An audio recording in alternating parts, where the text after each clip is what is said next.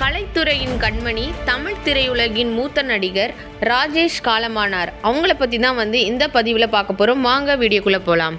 தமிழ், மலையாளம் உள்ளிட்ட மொழிகளில் 150க்கும் மேற்பட்ட படங்களில் நடித்த நடிகர் ராஜேஷ் காலமானார்.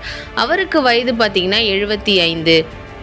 50 ஆண்டுகளுக்கும் மேலாக நடித்து வந்த இவர் ஹீரோ ரோல் முதல் குணச்சித்திர நடிகர் வரை பல்வேறு வேடங்களில் நடித்து அசத்தியுள்ளார். அவள் ஒரு தொடர்கதை மூலம் அறிமுகமானார் ராஜேஷ். இவர் அந்த 7 நாட்கள் படத்தில் தனது சிறப்பான நடிப்பை வெளிப்படுத்தியிருக்கிறார். இவர் கடைசியாக நடித்த தமிழ் படம் மேரி கிறிஸ்மஸ். இவர் உடல் ஆரோக்கியம் குறித்து மருத்துவர்களுடன் பேட்டி எடுத்து வந்துள்ளார். ராஜேஷ் பார்த்தீங்கன்னா நேர்மறை எண்ணங்களை கொண்டவர், பலருக்கு நம்பிக்கையை ஏற்படுத்தியவர். இவர் 1949ஆம் ஆண்டு திருவாரூர் மாவட்டம் மன்னார்குடியில் வில்லியம்ஸ் நாடார், லில்லி கிரேஸ் மான்கொண்டார் ஆகியோருக்கு மகனாக பிறந்தார். தேனி மாவட்டத்தில் சின்னமன்னூரில் படித்தார். 1979ஆம் ஆண்டு வரை ஆசிரியராக பணியாற்றியிருந்தார். 1974ஆம் ஆண்டு அவள் ஒரு தொடர்கதை என்ற படத்தில் நடிக்க வாய்ப்பு பெற்றார்.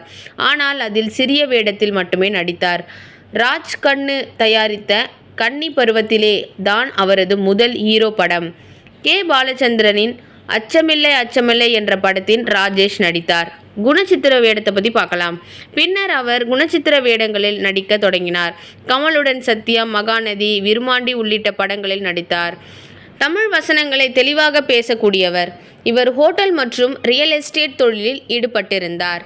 அவர் ஹாலிவுட் நடிகரின் வாழ்க்கை வரலாற்றையும் தமிழில் எழுதியிருந்தார். பெரியாரின் சித்தாந்தங்களின் தீவிரமாக ஈடுபட்டிருந்தார். ஜோதிடத்தில் முழு நம்பிக்கை கொண்டவர். ஜோதிடம் தொடர்பான கட்டுரைகளை எழுதியுள்ளார்.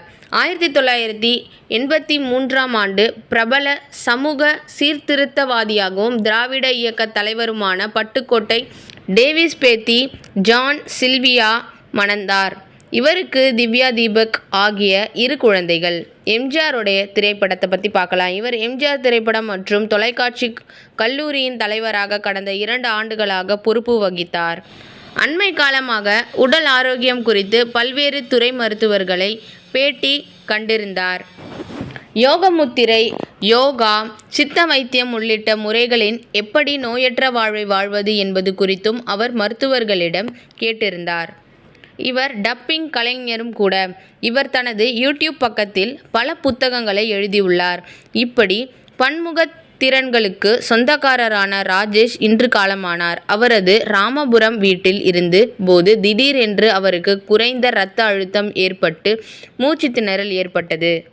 இதையடுத்து அவரை மருத்துவமனைக்கு அழைத்து செல்லும் வழியில் உயிரிழந்தார். அவரது உடல் ராமபுரத்தில் உள்ள அவரது இல்லத்தில் பொதுமக்கள் அஞ்சலிக்காக வைக்கப்படுகிறது. ராஜேஷின் மறைவுக்கு தமிழ் திரையுலகினரும் இரங்கல் தெரிவித்து வருகிறார்கள். வேறொரு பதிவுடன் நான் நெக்ஸ்ட் உங்களை மீட் பண்ணுறேன். அது வரைக்கும் நன்றி, வணக்கம்.